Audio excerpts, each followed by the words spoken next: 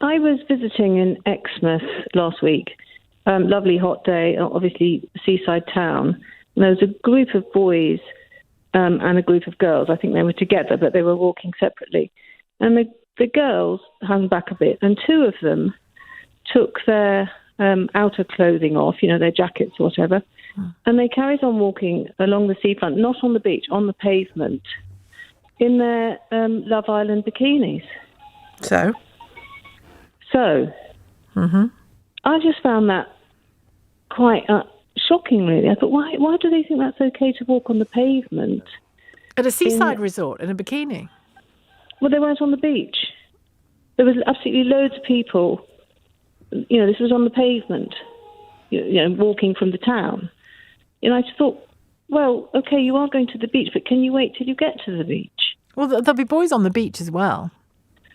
Though they weren't on the beach. This is my point. No, I know, but if they went to the beach and they're in the bikini and you think that's okay, there'll be boys on the beach as well with eyes in their head looking at the girls in the bikini.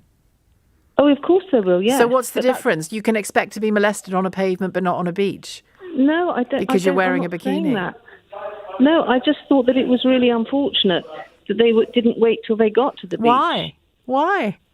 Because they're walking in the middle of everybody else with nothing on. They had something on. They had a bikini on in hot weather. Honestly, it barely existed. Well, good on them, because it'll be, you know. But it was bum cheeks everywhere. Well, do you know, how old are these girls, Margaret? About 14. Oh, come on. 14-year-olds in a bikini. Well, we were on our way to a fishing trip, and this guy was walking past, and he said, I wouldn't like to be their parents. Why? Yeah. Well, okay, it was literally like them walking on a street. Okay, it was by the beach, but it was not on the beach. And it wasn't even really close to the beach. If they rocked up at school in the bikini, I could understand your concerns. But they were in Exmouth on a sunny day in a bikini. And I'm afraid we cannot justify suggesting that if they were molested by somebody or harassed by somebody, that they'd somehow attracted it to themselves because they were in a bikini. I agree with you. But if it had been my daughter, I would have thought, oh, please don't walk down the pavement like that. But anyway, that's what I think. I mean, I'm as square as they come, Margaret. I really am. I mean, you could stick it on my headstone, my square headstone. But I just don't think there's anything wrong with that, is there? I think if you'd been there, you might have been shocked. Because everybody else had clothes on.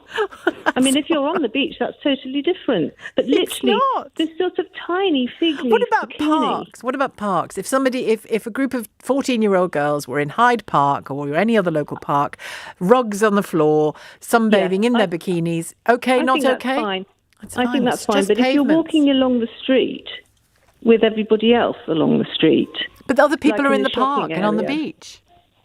No, they're not. They're not walking about, are they? They've got to their Doesn't destination. matter. What does and walking then they about? can show off their lovely bodies, So which these girls did have. Well, isn't that lovely bodies. nice? So what? Not a pavement. I mean, I'm not a prude either. I don't get the pavement thing. I mean, Well, because they weren't on the beach. They hadn't got to the beach. It's like walking down in a shopping centre. It's right by the main road. It's not. Not when the road is on the beach.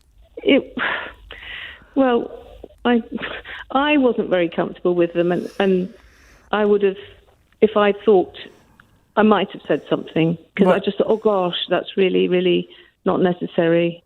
But is it because you worried for their safety because of their undress? Yes, it is.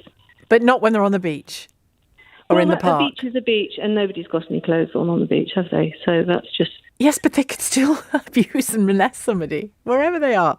I don't think we're going to agree on this, Margaret. Margaret in Greenwich, thank you. You were bereaved from COVID. Yeah, Sheila, this is the first time I recall any show at all in my life, so I'm very, very nervous and extremely angry as well, so please bear with me if I'm... Apologies. I lost my father just start of the pandemic, in April, and it was, Sheila, I kid you not, honestly, it takes longer to get a cup of coffee because to bury my father, it was so quick, you will not believe.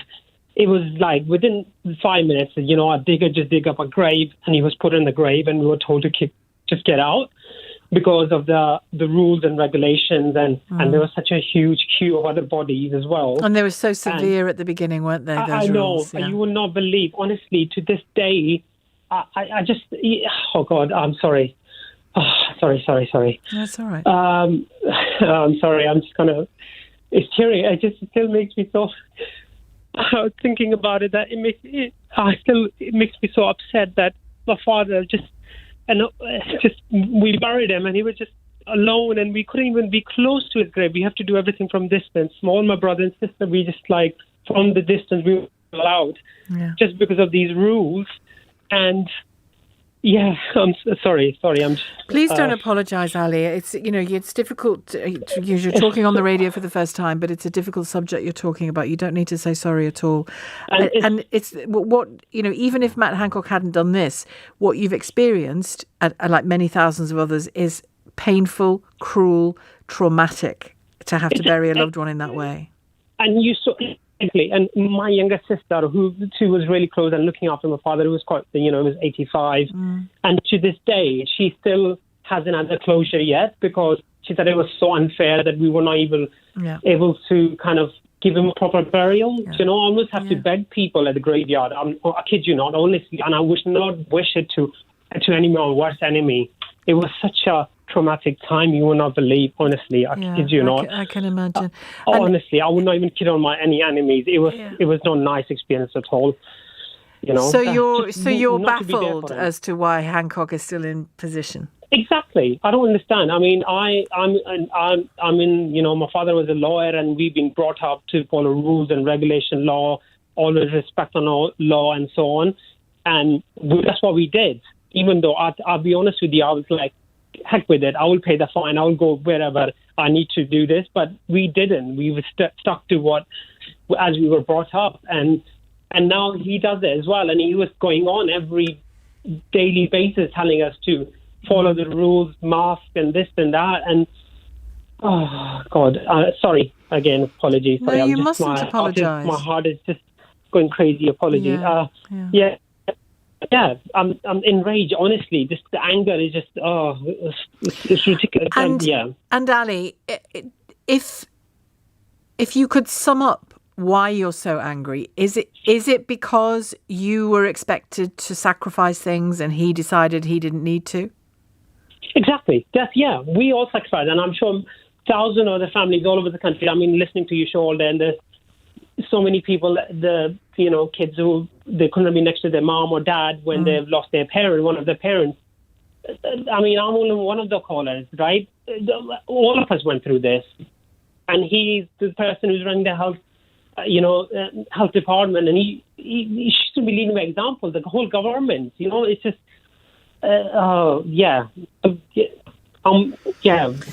It's just you're infuriated. You're infuriated, and I understand why.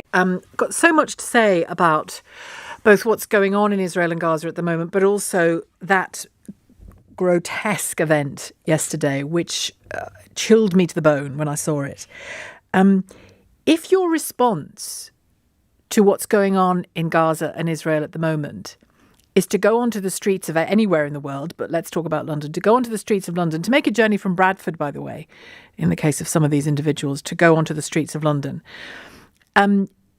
to shout anti-Semitic threats and abuse against not individuals that you know or who have done anything wrong, but just against Jews and their daughters and their mothers.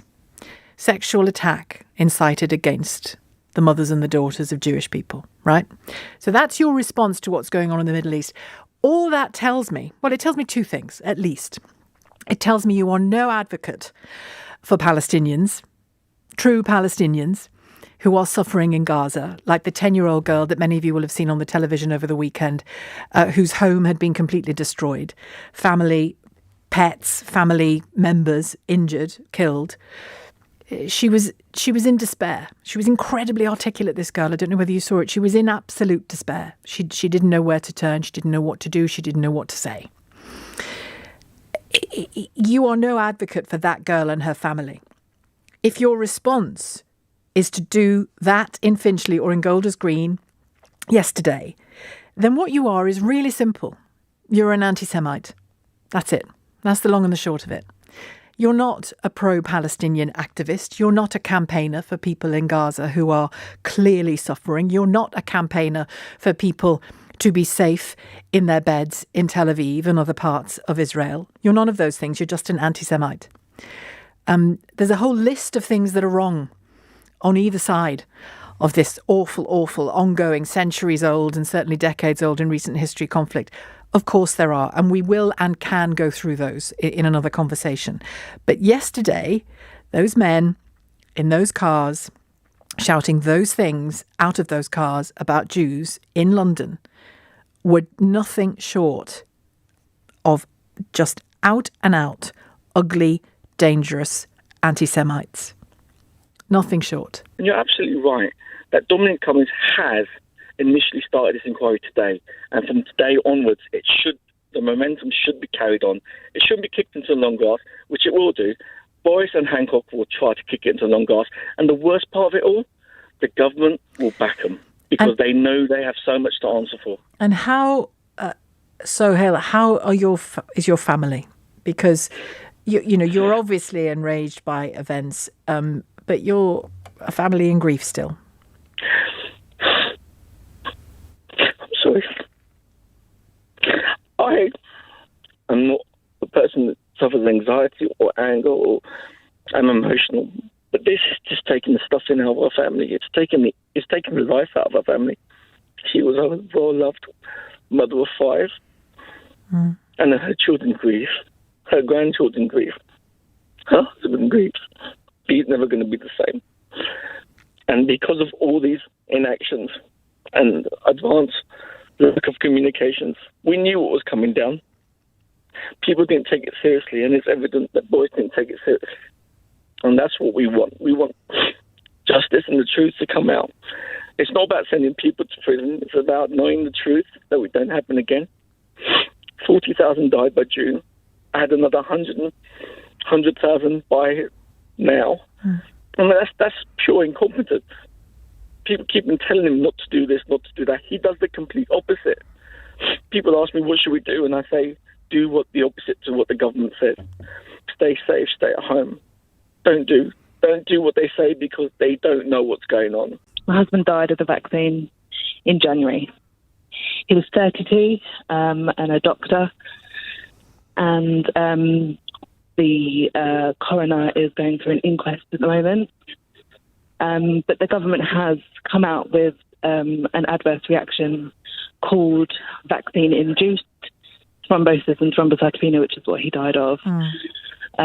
So where I know is that it is a rare side effect, I do not agree with forcing people to be vaccinated.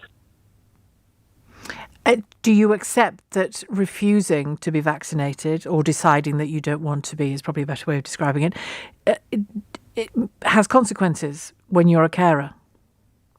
I do, yeah. But then at the same time, I think people should have freedom of choice. I don't think. Well, they do. Nobody's saying they don't have freedom of choice. They're but just then they saying, won't have a job. Well, some jobs require certain things, don't they? Well, they just do. I mean, you can't get away from it, Charlotte. Some jobs require certain things of us, Yeah. God, I mean, I'm sorry, I've been remiss. I haven't said. I'm so sorry that you've gone through that because that is a very young me too, man. And so are my children. Yeah, and he was on the front line, so he did have a responsibility.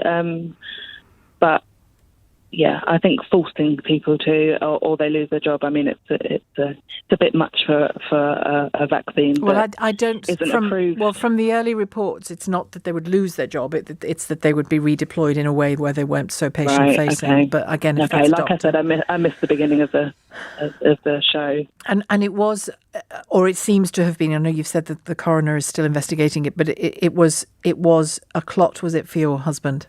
Yeah, so he had a venous sinus thrombosis and very low platelets. So he... and did he have any history of that before? Or? No, none at all. Yeah. Fit and healthy 32-year-old. And the platelets were too shocking to even go into any brain surgery, or And I when think he would have bled out. people have fears, and people, of course, it's normal to have fears about things and to have questions about things. Do you?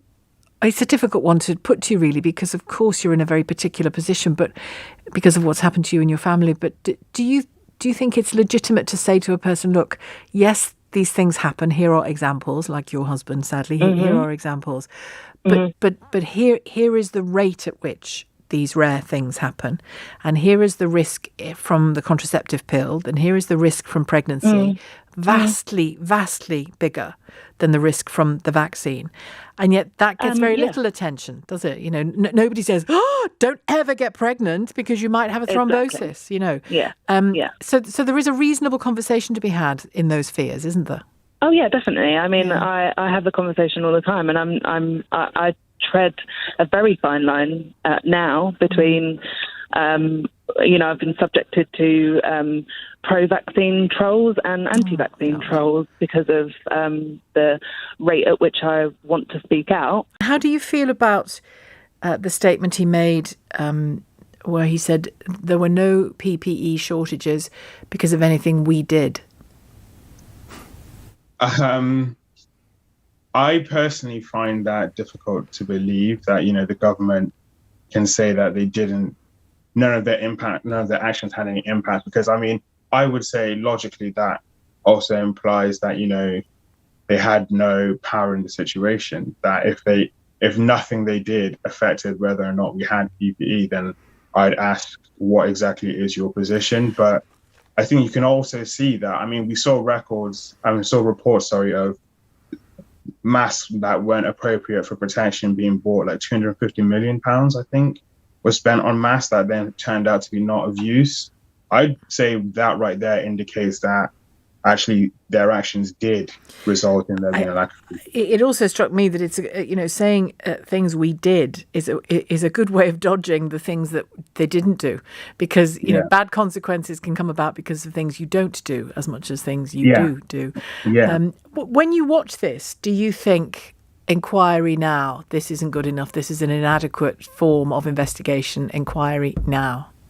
I do think it has to be an inquiry now. We can see, when I was watching it, there's people asking the health secretary to provide evidence, and he was saying that, he'll provide some evidence, and he is concerned about, the public reading reports from junior members of parliament. And it seems to me, again, that the priorities don't seem to be quite in the right place. As I understood, it was a select committee to learn lessons.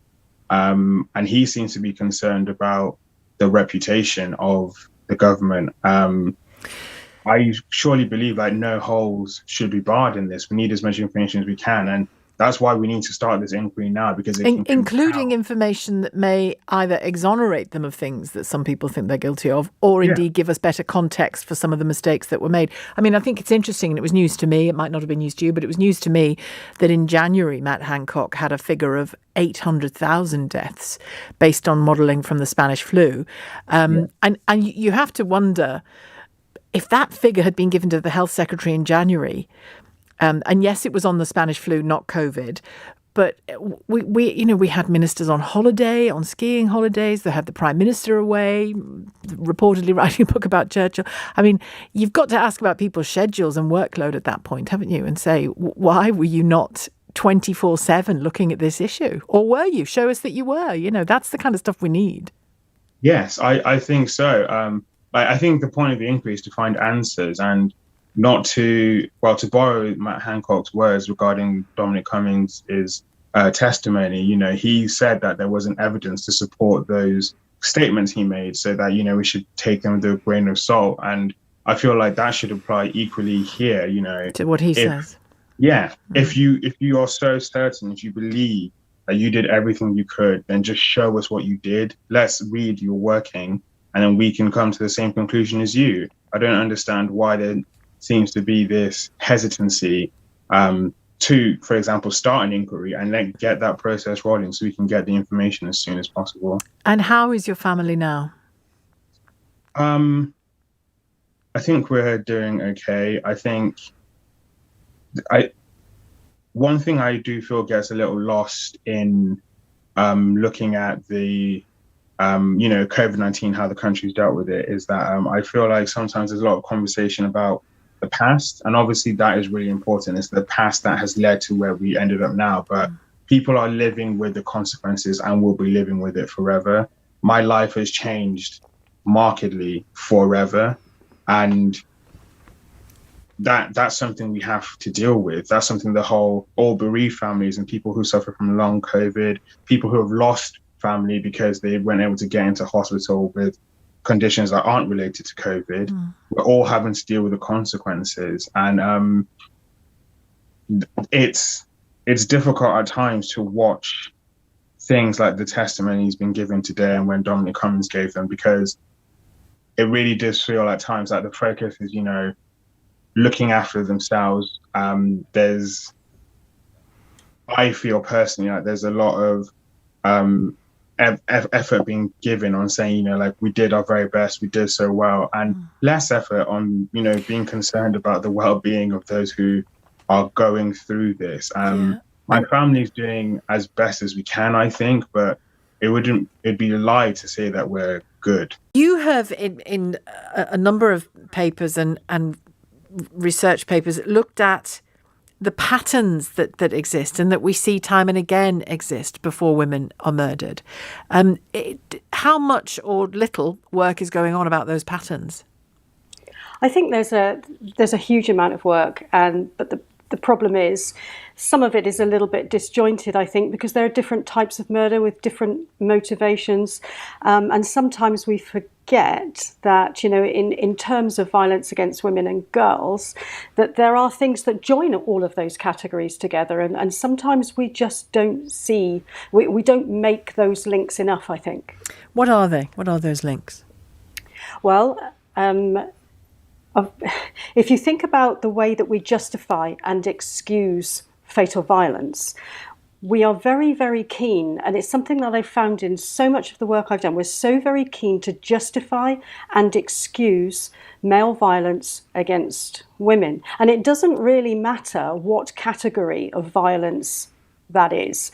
And I think it's about time, really, that we stopped doing that, because the best way to deter people from committing any kind of crime, really, but especially violent crime, is to make sure that they're held accountable. They must feel that there is a surety that they're going to be held accountable. And when we look at things like domestic abuse and rape, there's no surety there that anybody is going to be held accountable. I had a call just before the news there from a young woman, single mum with a 6-month-old baby, living in a flat. And it turned out a neighbour opposite in the same building was stalking her, sexually threatening as well, sexually threatening behaviour, violent threats as well on the door of her house. He admitted ultimately to doing it. It became clear that he was doing it. There was evidence, mental health problems, and extraordinarily, he ends up back in his flat and she has to move. Is that the kind of thing you're talking about? That's exactly the kind of thing I'm talking about. The way that we approach, the way that we respond to violence against women is always to look at the victim and see what they should have done differently, how they can keep themselves safe, rather than offender management. That's something that we really aren't good at with violence against women. Wayne Couzens, before he falsely arrested and kidnapped and raped and murdered Sarah Everard, before he did that, in the weeks, even days leading up to that, he was accused of flashing, essentially, indecent exposure in the same area. Is that the kind of level of crime that you say is, or that there is evidence is routinely ignored or diminished in seriousness? Well, one thing I will say that, in this kind of homicide, this kind of attack, it's never just come out of absolutely nowhere. It's never out of the blue. There is always a history. There are always the clues. And it is the clues we choose to ignore time and time again. So something like indecent exposure, as in this case, we're laughing at that most of the time. And if I can say the word dick pics, we think that's quite funny. But, when we think about it in a behavioural pattern sense, we should not be ignoring that. We should not be ignoring controlling behaviours, stalking behaviours. But too often, and I'll go back to what I said just now, we justify and excuse those behaviours. Also, as individuals, I've talked about this on the programme before, as individuals, and I include myself very much in this, I've minimised in my own mind stuff that's happened to me from the age of 10. Strangers, in all circumstances, actually, in my case. But I suppose girls and women have to stop doing that.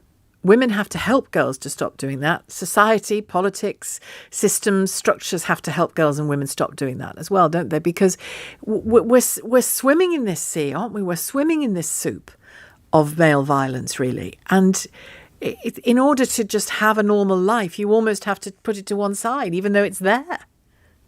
I don't think women realise how often they are risk assessing, how often they are thinking about, maybe even subconsciously, their safety. Even walking into a bar, do I need to cover up my drink in case somebody's going to spike my drink?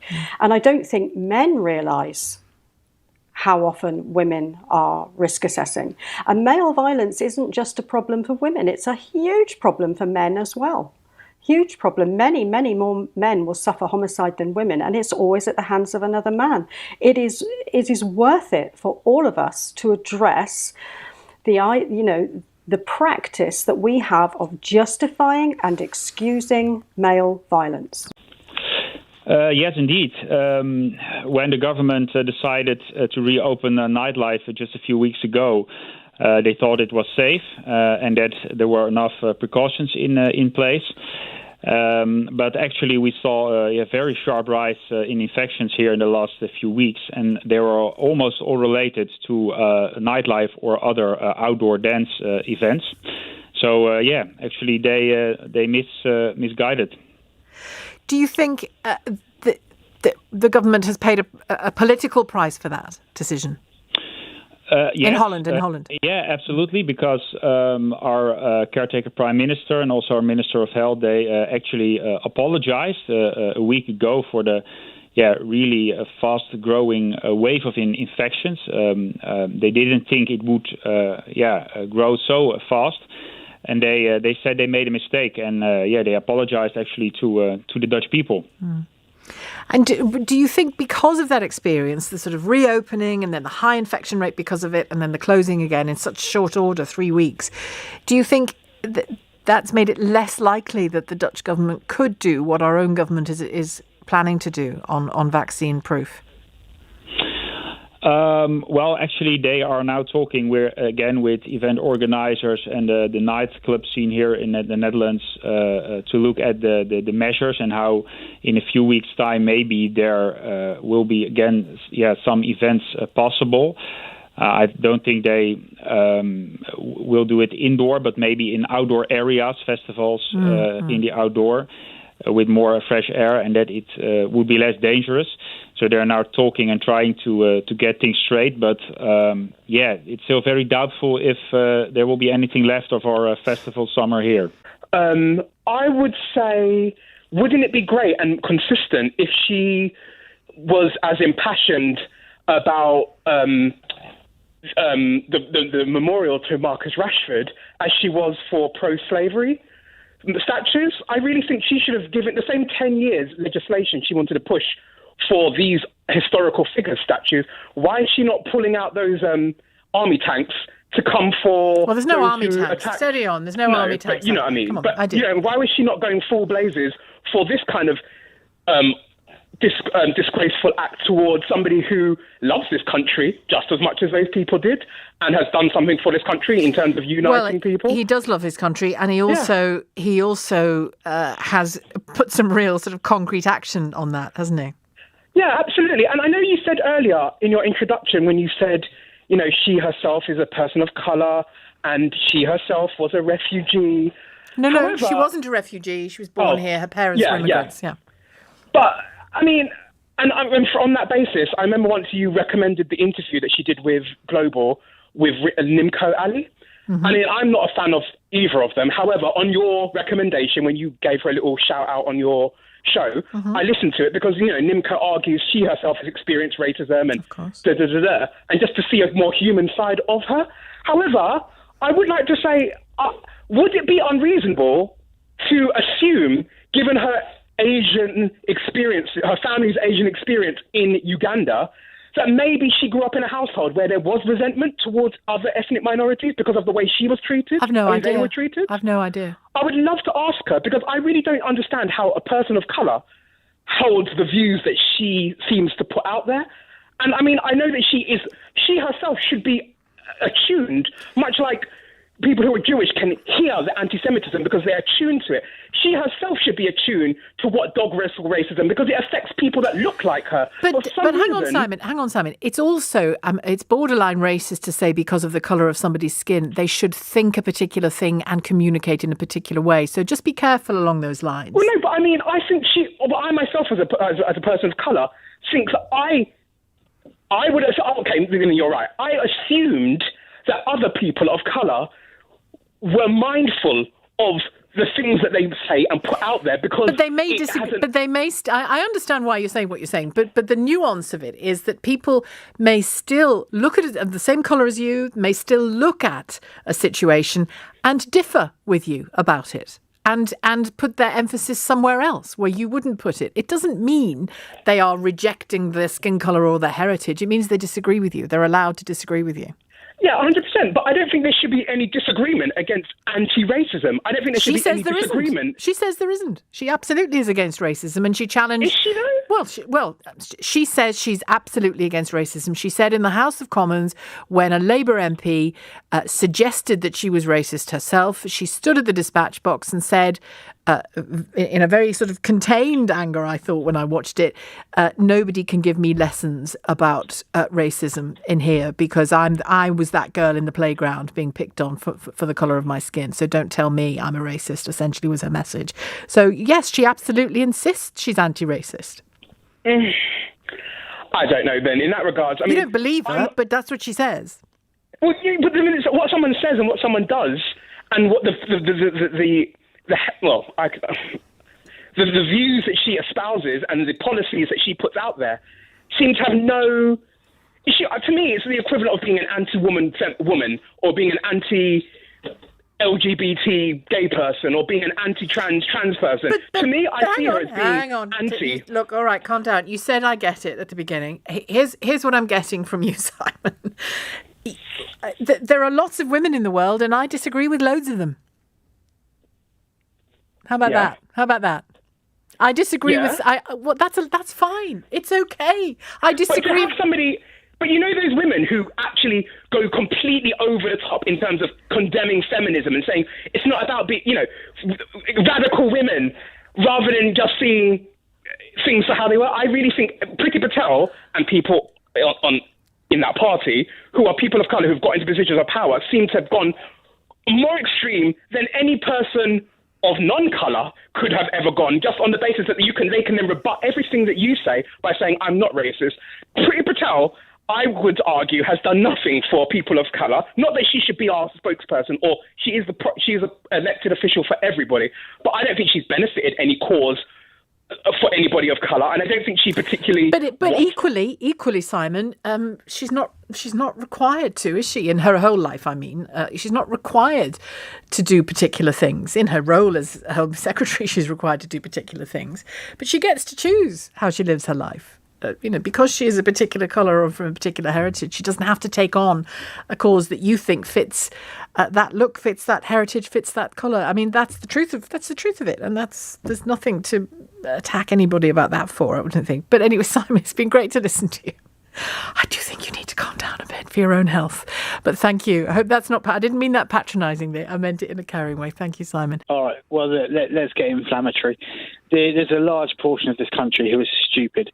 and Boris Johnson was voted in for entirely the wrong reasons. Oh, well, there you go. You wonder what you hang on. No, you hang on. If you want to get inflammatory, you wonder why people aren't voting Labour, and you, as presumably a Labour man here, are saying stupid people vote Tory. I mean, God, you're not a salesman, are you? Well, the thing is, if Corbyn had mentioned 3 words, right, he would have walked it. He would have romped home to victory. All Corbyn had to do was utter the 3 words, get Brexit done. Anybody that said get Brexit done would have got the victory. It just so happens that Boris Johnson was the one that came up with that. And that's the trouble. I wouldn't be so sure about that. I wouldn't be so sure about that. The thing is, the majority of people in this country, regardless of what that vote said, and I'm speaking as somebody who voted Leave and have been desperate for another chance to put that right. Because why did you have a stupid day? I had a very. I am a textbook example of somebody that should never have been able to have that vote. I don't think you're stupid, Simon. I was joking with you then. But my whole upbringing has been like most people in this country. The Sun newspaper in my life, through my parents, spouting their nonsense, which makes me believe that the EU is something negative, when actually that couldn't be further from the truth. Now, the thing is, what I want from Keir Starmer is 2 things. 1, I want the offer of a universal basic income. And 2, I want the offer of a second referendum. And that's the only 2 things I want from him. It's not going to happen. Well, there you go. But there must be thousands of people like me out there. You really want us now, at this point, to rerun a referendum on Europe? Yeah, because the majority of people didn't want to leave anyway. It might actually make them get off their backside this time and put that right. The other thing is, one thing that really gets my goat is when you get callers phoning up to say that they couldn't vote for Labour. Oh, for whatever reason, I couldn't vote for Labour, implying that their vote would go to Tory, right? Well, look at what we've got and look at the situation and the state that we're in. We're an embarrassment. And that's partly because of people that would vote for Johnson because they can't vote for Labour. Do you like your country, Simon? At the moment, no. When did you stop liking it? When did you stop liking it? Because I'm thinking. I know you're not standing for office, but I'm just thinking that unless, you know, I've got problems with Boris Johnson and how he goes about his politics, but what he brings is a belief that he loves. You know, he convinces people. And part of a politician's job is to convince people. He convinces people he loves his country. I suspect he does love his country. He convinces people he loves his country. He convinces people he's going to get things done. Debatable, very debatable. He has a capacity to move away and bring other people's attention away from things which are problematic for him. Well, you know, that's not edifying, but it's really useful in politics. So what I'm asking you is, what is it going to take for more people who support Labour to come across as positive about their country, come across as people who believe in what they're saying, rather than denigrate half the country? But what can you do? Well, when Boris Johnson got all those votes that gave him the 80 seat majority, you know, the first thing he did in that speech on the steps was to recognise that people had stepped out of their comfort zone for him. He's smart. He's smart. Sheila, it doesn't matter. He could stand there. It does matter, Simon, because you've got to do the hard yards in politics. Yeah, but listen, let me make my point, right? He could stand there and talk in Chinese, okay? Everything that comes out of that man's mouth, he probably will in my soon. opinion, yeah, everything, every word, every sentence, every noise that comes out of that man's mouth, in my opinion, is lies. It's empty. But you can't, so I'm going to finish it here. You can't say someone is a liar with every utterance, in your opinion. If you're going to do that, you know, name the lie, prove the lie. Like the one I talked about in the House of Commons the other day. I mean, he lied in the Commons when he said that he had always condemned the booing. He didn't. He didn't always condemn the booing. It's not true. It is a lie. But you can't just say somebody always lies as soon as their mouth opens without proving it. Simon, thank you. Good to talk to you. It's 2:46.